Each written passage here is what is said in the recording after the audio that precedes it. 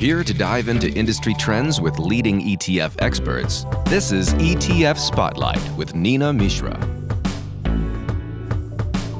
Hello and welcome to ETF Spotlight. I'm your host Neena Mishra. My guest today is Stacey Morris, Head of Energy Research at Verify.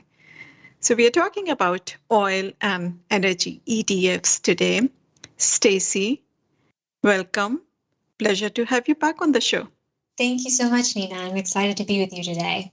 So energy is the best performing sector again this year. It's up about 68%. And in fact, energy is the only sector with positive returns this year.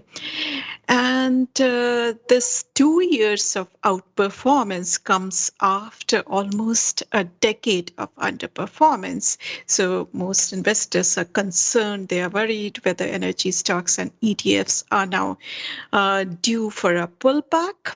And I wanted to start with your thoughts on crude prices, because there's usually a close correlation between the crude prices and performance of energy stocks.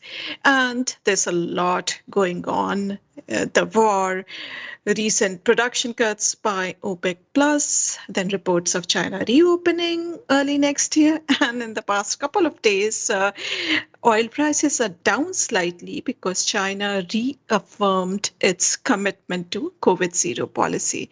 So tell us about your outlook for oil. Sure.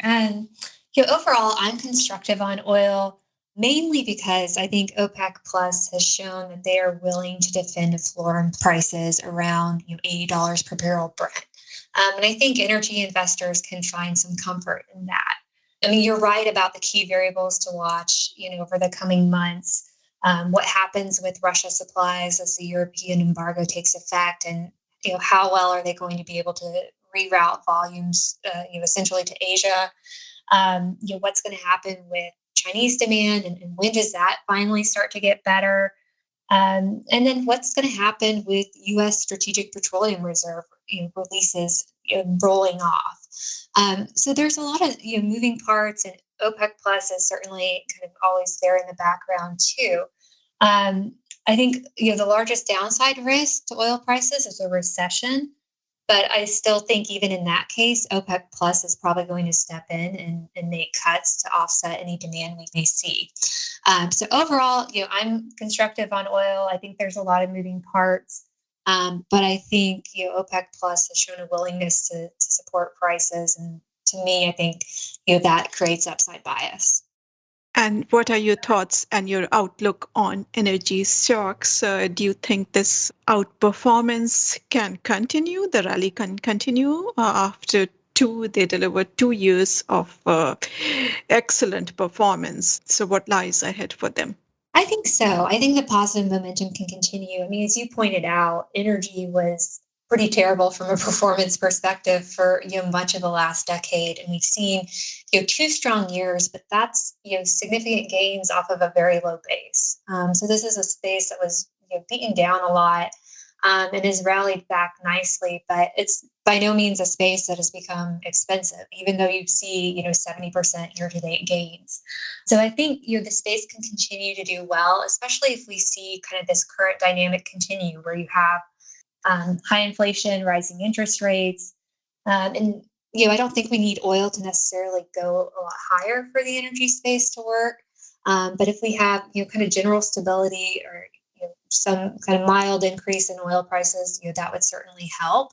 But I think this space can continue to work. I mean, companies are executing well. They're generating free cash flow. They're giving that cash back to investors. And I think that gets noticed and appreciated over time. So I'm still, constructive on the space from here. Yeah, when these oil companies reported their results recently, they were blockbuster results, record profits in decades, and they have been returning a lot of cash to shareholders lately. So that is all positive for these stocks, as you mentioned. So in your view, what are the key investment themes for the energy space in the current environment that investors should be aware of? So I think across the board, companies are focused on capital discipline. Investors don't want to see energy companies spending too much on growth capital. So capital discipline is really key, especially for exploration and production companies. Companies across the board are focused on generating free cash flow, and they're focused on returning that cash to investors. The years of kind of growth for growth's sake are behind us. And the space has become much smarter and much better in terms of how it uses its capital. So I think those are really the key themes that are true across the energy space, whether you're looking at E&Ps or midstream. It's about generating free cash flow and giving that cash back to investors. You mentioned a lot of terms there, and I think many investors, many listeners do not exactly understand the differences between these sub industries and sub sectors within the broader energy space.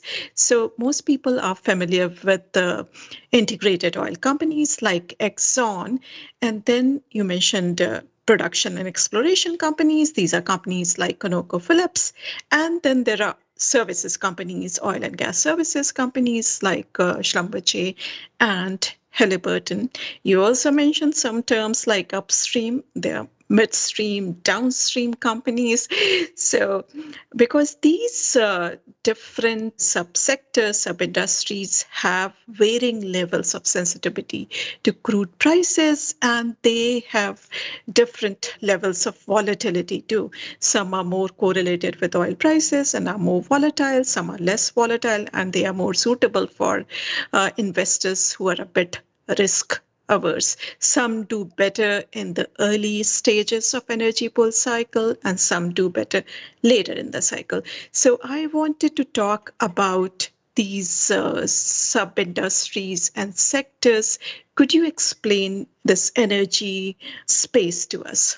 So, yeah, to your point, upstream, you have oil and gas producers, which are also called exploration and production companies, or E&Ps. ConocoPhillips is a good example.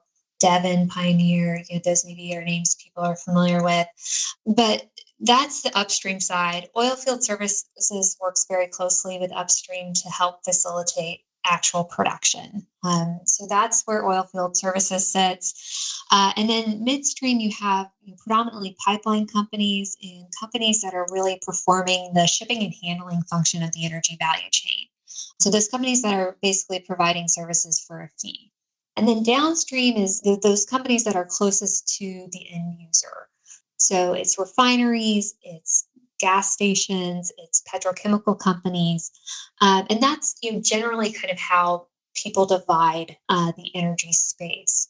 And then across kind of the value chain, you have integrated majors. So integrated majors like Exxon and Chevron in the US, or BP, Shell, and Total in Europe. They have upstream arms where they're producing oil and gas. They have downstream arms where they're refining oil. They often have chemicals businesses, and many of them have kind of growing renewable portfolios as well. But the integrateds kind of operate across the value chain. So that's a little bit of kind of the landscape. And then if you think about it in terms of commodity price sensitivity or volatility, exploration and production companies tend to be more sensitive to what's happening with commodity prices because their bottom line is really determined by oil and natural gas prices. Oilfield services, also have pretty good sensitivity to what's happening with commodity prices because those prices tend to dictate the type of demand they see for their services. Midstream tends to have the least commodity exposure and the least direct commodity exposure. As I mentioned, these companies are earning fees for services that they provide, so their cash flows are very stable. And that's something that just differentiates kind of the midstream and energy infrastructure space. Refiners tend to be sensitive to what's happening commodity prices, but that has more to do with kind of the price difference between crude, which is kind of their input costs, and then the price of gasoline and diesel, which is their output. So hopefully that helps give a little more color around the overall commodity price sensitivity of different energy subsectors. Sure, that was very helpful. Now let's talk about some ETFs. So investors are mostly familiar with the very popular energy ETFs like XLE, which is by State Street Spider Energy ETF, and VD, which is by Vanguard. These ETFs are great tools for getting exposure to the entire energy sector. And these are ultra cheap too, very popular and ultra cheap. Both have expense ratios of 10 basis points each. But investors should remember that these ETFs, because they are market cap weighted, so they are top heavy with a lot of exposure to giants. Exxon and Chevron, which account for almost 40% or even more of the portfolio. So do you like these two ETFs or do you have any other ETFs for getting exposure to the entire sector, maybe equal weighted or some other form of weighting that you like? Sure. I mean, I think, investors default to the XLE often or VDE for broad energy exposure. And that's fine if you're just trying to get exposure to the sector. But you can get more tailored in your approach if you would like to. So, for example, if you're more bullish on commodity prices, then you may be more interested in something that gives more exposure to exploration production companies. And if you're more concerned about volatility and you think commodity prices are going to sell off, you might want something more defensive like midstream. Or if you want income, you're probably going to be more interested in an ETF with midstream or MLPs. So people can kind of adjust their exposure based on their beliefs or what they're looking for, whether that's income or more defensive energy exposure. If you look beyond the XLE and BDE, there are a couple large subsector energy ETFs, and there's generally kind of one ETF in each category that dominates from an AUM perspective, although there are multiple offerings in each group. So, for example, there's a number of ETFs focused on exploration production companies, but that category tends to be dominated by the XOP, which is the sector spider oil and gas exploration and production ETF. Oilfield services, that subsector tends to be dominated by the VanEck Oil Services ETF, ticker OIH. In the midstream space, it's dominated by the Alerian MLP ETF, ticker AMLP, which is the third largest energy ETF after XLE and BDE that you mentioned earlier. So there's a lot of different options kind of in each of those categories. If you want to get more sophisticated exposure, if you don't like, the heavy weightings to Exxon and Chevron and some of those broader energy ETFs, but it really just depends on what the investor is looking for and the goal they're trying to achieve.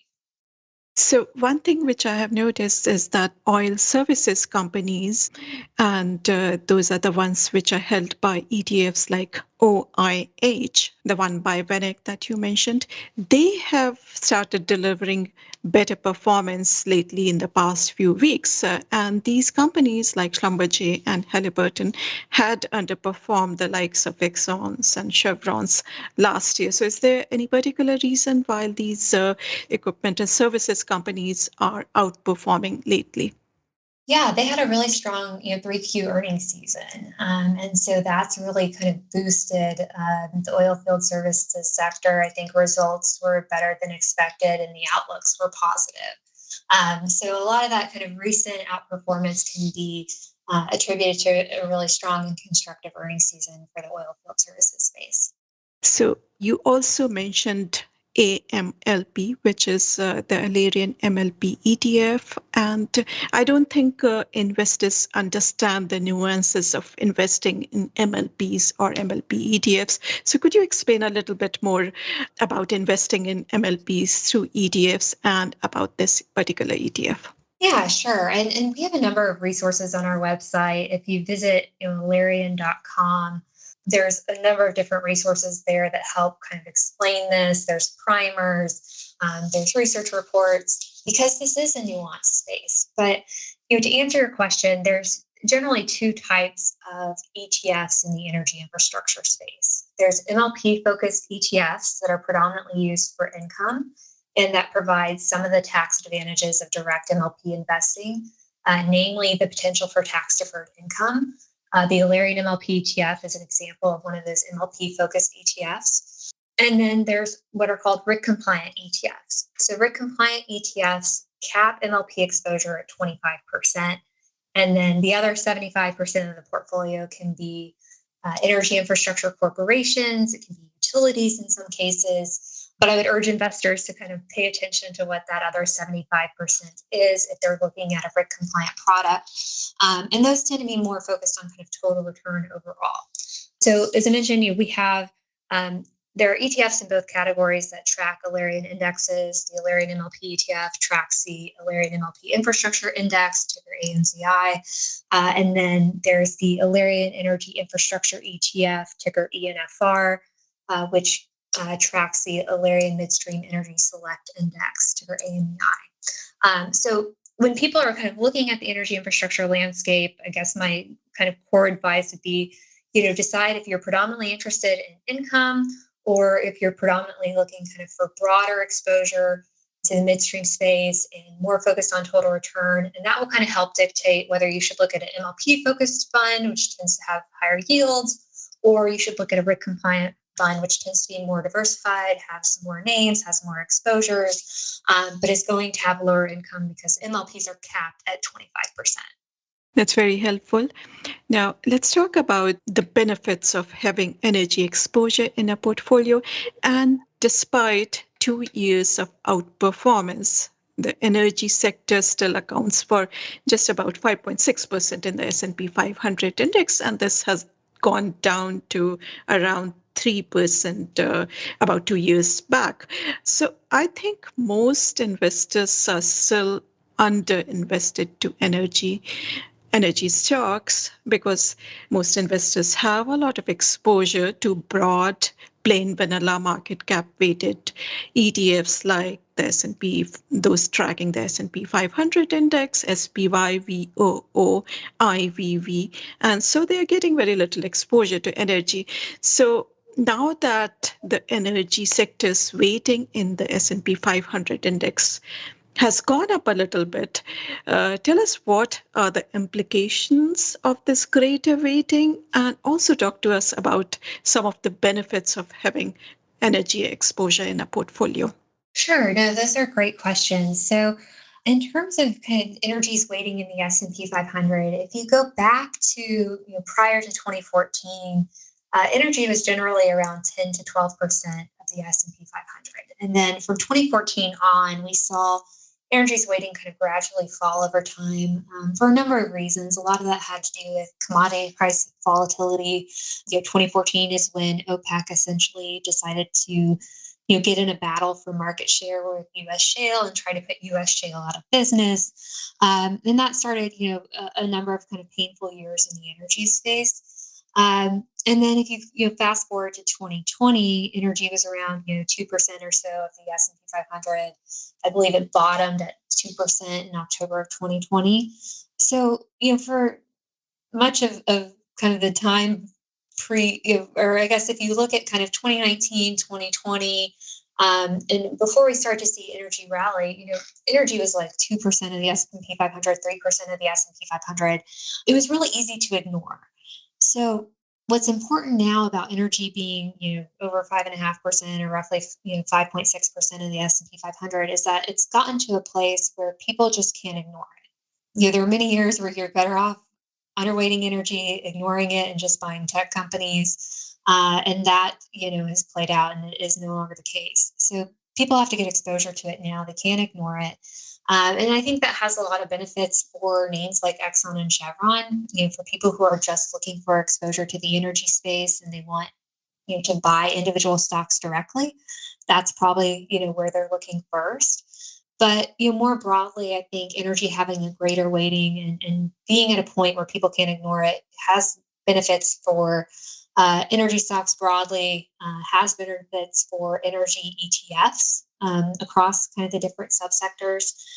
So I think that's something that's really important. And of course, that higher weighting has come with strong performance with other sectors not doing well. But even at 5.6%, there's still a lot of ground to make up if the energy space is going to get back to, the 10 to 12% where it was, which, maybe it can do that. I don't know. It will probably take some time, but certainly 5.6% is a lot better than 2%. And then in terms of kind of the energy benefits or the benefits of energy exposure to a portfolio, one of the interesting benefits now is that these companies are providing attractive income. So exploration and production companies, many of them have adopted variable dividend payouts. When they make a lot of money, they pay out a lot of money. So the yields on things like the XOP and XLE are well above what you can get on the S&P 500. Of course, the midstream MLP energy infrastructure space has always been known for its income. MLP yields are around 7% right now. Broader midstream yields are closer to 6%. But that's another element that's very attractive about that energy exposure. And we tend to see energy do very well in periods of high inflation, and that's certainly played out over the last 2 years. So that can be kind of another benefit of having energy exposure in your portfolio. I would argue there's less sensitivity to rising interest rates. It's not like tech or some of these growth sectors that are heavily dependent on debt. Energy companies have done a lot to improve their balance sheets over the last several years. So I think all of those are elements that are beneficial for an energy allocation in a portfolio. Right. Dividends and income is a good point. These companies have been returning a lot of cash to shareholders. And in fact, dividend-paying stocks and ETFs are very, very popular with investors this year.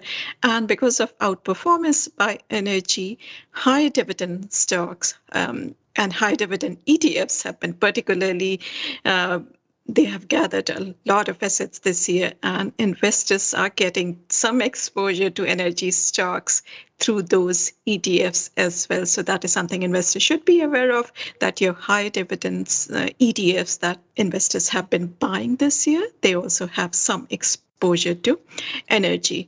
Now, you mentioned that commodities like oil, they do well during periods of high inflation. So I wanted to quickly talk about commodity ETFs to oil commodity ETFs. And normally, when investors invest in commodity ETFs, because these ETFs invest in futures contracts, they should be aware about the impact of contango and backwardation. So I normally recommend that those commodity ETFs are more suitable for traders or investors that track their portfolio very closely. What are your thoughts on investing in commodity ETFs or getting exposure to oil through commodity ETFs? Well, I absolutely agree with you. I think it's one of those things where you want to make sure you understand the products well, understand how the shape of the curve impacts those products. And it is a more direct way to get commodity exposure if you have a lot of conviction on oil or natural gas prices. I would say a way to kind of get that exposure with less heartburn would be to invest in an oil-focused producer or a natural gas-focused producer. And then you're reaping the benefits of that excess cash flow coming back to you as dividends or variable dividends, and then all the activity they're doing on buybacks as well. We've talked about returning cash to shareholders, but we haven't touched as much on buybacks. And that's something that's very prevalent across the energy space, including in midstream, which used to be an area where your companies were issuing a lot of equity. So that's another example of just kind of the positive changes that we've seen in the midstream space, but in energy broadly, where buybacks are being done widely. It's not just Exxon and Chevron that are in a position to do buybacks these days. So anyways, all of that to say, if you want commodity price exposure, those commodity ETFs may be interesting if you know how to use them and you're comfortable with them. But a more attractive route or maybe less volatile route would be to focus on those oil and natural gas producers, either through individual stocks or through an ETF. Excellent points.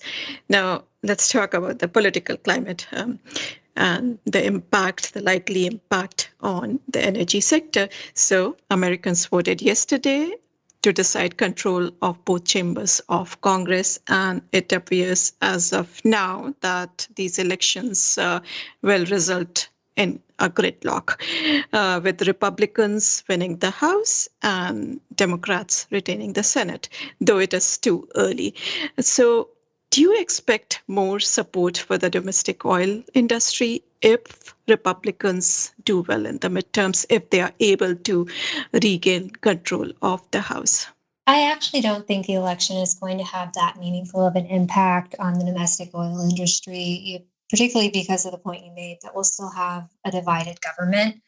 I don't think the windfall profit tax idea ever really was viable, but maybe with Republicans taking the House, that is put to rest.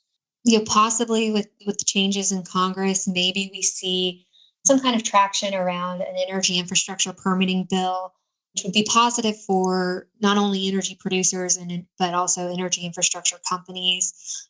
Maybe if we see something happen there, in the coming months, or as new senators and congressmen, and congresswomen take their seats, we get some traction. But overall, I just don't think it's really going to be that meaningful.